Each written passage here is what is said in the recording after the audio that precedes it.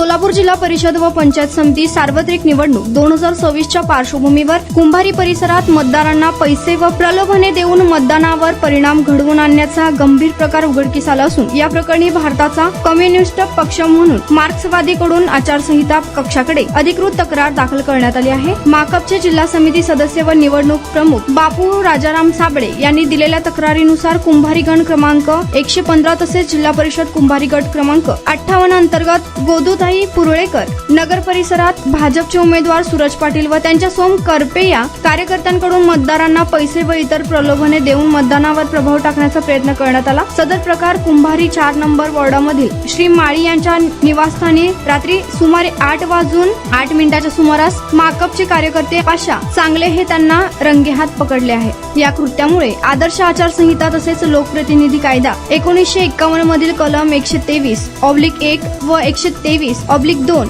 चा भंग होत असून भारतीय न्याय संहिता 2023 मधील कलम 170 व 171 च्या स्पष्ट विरोधात हे कृत्य असल्याचे तक्रारीत नमूद करण्यात आले। चांगले कुंभारी या ठिकाणी जिल्हा परिषदेची निवडणूक लागली असता मी स्वतः जाऊन माझ्या वार्डमध्ये भाजपचे कार्यकर्ते यांनी पैसे वाटत असताना मी स्वतः पकडलेले आहे, त्यांना रंगेहात पकडलेले आहे। मी सध्या ते माझ्यापाशी व्हिडिओसुद्धा आहे।